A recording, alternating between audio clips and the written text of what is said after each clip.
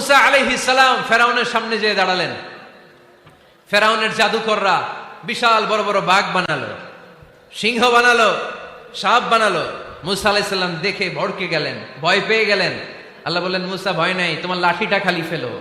কি ফেলো? মুসা আলাইহিস সালামকে একটা লাঠি দিছে কে? লাঠি ফেলার সাথে সাথে মুহূর্তের মধ্যে হাইয়াতান তাসআ, বিশাল এক অজগর সাপ। এই বিশাল অজগর সাপ ফেরাউনের জাদুকরদের বানানো সব ভাগ, ভাল্লুক, সিংহ আর সাপগুলো রেখে বিশাল ফানা ধরে আছে। আর সাপ বলতে শুরু করেছে, আর কি আছে নিয়ে আয়। সুবহানাল্লাহ কইতে পারলেন না? এই দৃশ্য দেখার সাথে সাথে ফেরাউনের রাজপ্রাসাদের সামনে যতগুলো জাদুকর ছিল, কোরআন বলে ফাউলকিয়াস সাহারাতু সাজিদিন। এই দৃশ্য দেখা মাত্রই ফেরাউনের নিয়ে আসা বড় বড় জাদুকরগুলো মুসা আলাইহিস সালামের সামনে দাঁড়িয়ে আল্লাহর জন্য সেজদায় লুটিয়ে পড়েছে। ফাউলকিয়াস সাহারাতু সাজিদিন, সেজদায় লুটিয়ে পড়ে ঘোষণা দিল, আমি ফেরাউনরে মানি না, আমি কোন নাস্তিককে মানি না, আমি মুসার রব, হারুনের রব, বনি ইসরাইলের রব, আল্লাহর জন্য সেজদায় লুটিয়ে পড়লাম। চিল্লায় পড়েন আল্লাহু আকবার। মুহূর্তেই এক সেজদার কারণে তাদের নসিবে হেদায়েত দিয়ে দিয়েছে কে? পৃথিবীর কেউ কাউরে হেদায়েত দিতে পারে? অনেক বাবা ছিল নবী, ছেলের কপালে হেদায়েত নাই, আছে না নাই? অনেক ছেলে ছিল নবী, বাবার কপালে হেদায়েত নাই, আছে না নাই? হেদায়েত দেওয়ার মালিক একজন, চিল্লায় বলেন তিনি কে? একটা সিজদা, একটা সিজদা, একটা সিজদার আদেশকে অমান্য করার কারণে ইবলিস জাহান্নামীদের সর্দার। চিল্লায় বলেন ঠিক কিনা? ওয়াইদ কুলনা লিল মালাইকাতি ইসজুদু লিআদম ফাসাজাদু ইল্লা ইবলিস আবা ওয়াস্তাকবারা ওয়া কানা মিনাল কাফিরিন। আল্লাহ বললেন, ও ফেরেশতাকুল সবাই আমার আদেশ মোতাবেক আদমকে সেজদা করো। সবাই সেজদা করলো, একজন ছাড়া, সে কে?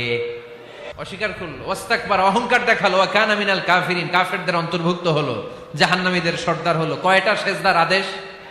আওয়াজ করে বলেন, কয়টা সেজদার আদেশ অমান্য করছে? সেজদা কয়টা দেয় নাই? আপনি দেন নাই কয়টা? হ্যাঁ, আমরা দেই নাই কয়টা? এক সেজদা না দিয়া জাহান্নামীদের লিডার। আমরা সেজদা মিস করছি কয়টা? কয়টা? মুসলমান সেজদায় লুটিয়ে পড়তে হবে একজনের খুশির জন্য, তিনি কে?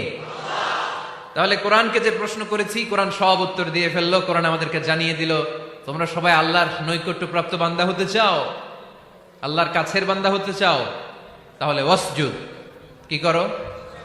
সবাই বলে নাই, আওয়াজ করে বলো মুসলমান, ওয়াসজুদ মানে কি? সেজদা করো। সেজদা করলেই আল্লাহর কাছে যাওয়া যায়। মনের যত জ্বালা যন্ত্রণা দুঃখ ব্যথা আপনি সেজদায় পড়ে আল্লাহরে বলেন। কোনো ভায়া লাগবে না, কোনো মিডিয়া লাগে না, কোনো সিরিয়াল লাগে না, কোনো অ্যাপয়েন্টমেন্ট লাগে না। ডাকতে দেরি, ডাকে সাড়া দিতে দেরি হয় না। তাহলে কোরআনের আলোকে আজকে আমরা জেনে গেলাম আল্লাহর কাছে যেতে হলে সেজদায় লুটিয়ে পড়তে হয়। এবার আমরা সুন্নাহর আলোকে জানার চেষ্টা করব কি করে আল্লাহর কাছে যেতে হয়। শুনবেন? কষ্ট হচ্ছে নাকি আপনাদের? সুন্নাহকে যদি আমরা জিজ্ঞেস করি, বিশ্বনবী রেখে যাওয়া সুন্নাতে যদি আমরা একটু তালাশ করি, একটু স্ক্যানিং করি, একটু চোখ বুলাই, তাহলে সুন্নাহ আমাদেরকে বলে বেশি বেশি নফল ইবাদত করো আর আল্লাহর নৈকট্য হাসিল করো। সুবহানাল্লাহ বলবেন না? আর সুন্নাহ কি বলে? নফল ইবাদত। আওয়াজ করে বলতে হবে, সুন্নাহ কি বলে? বুখারীর বর্ণনা, আল্লাহর হাবিব সাল্লাল্লাহু আলাইহি ওয়াসাল্লাম বলেন, মা ইয়াজালু আবদি ইয়াতাকাররাবু ইলাইয়া বিন নওয়াফিল, বান্দা যত বেশি নফল ইবাদত করতে থাকে, করতে করতে করতে করতে বান্দা আমার কাছের নৈকট্য প্রাপ্ত বান্দা হয়ে যায়। হাত্তা উহিব্বাহু, এরপর আমি আমার বান্দারে এত ভালোবাসি, কুনতু সামআহুল্লাযী ইয়াসমাউ বিহি, বান্দা যখন শুনে সে তার নিজের কান দিয়ে শুনে না, আমি আল্লাহর কানে শুনে। কুনতু বাসারাহুল্লাযী ইউবসিরু বিহি, বান্দা যখন দেখে নিজের চোখে দেখে না, আমি আল্লাহর চোখে দেখে। ওয়ায়াদাহুল্লাতী ইয়াবতিশু বিহা, বান্দা যখন কিছু ধরে বান্দার হাতে ধরে না, আমি আল্লাহর হাতে ধরে। ওয়ারিজলাহুল্লাতী ইয়ামশি বিহা, বান্দা যখন হেঁটে যায় ওর নিজের পায়ে হাঁটে না, কেমন যেন আমি আল্লাহর পায়ে হাঁটে। আওয়াজ করে বলতে হবে আল্লাহু আকবার।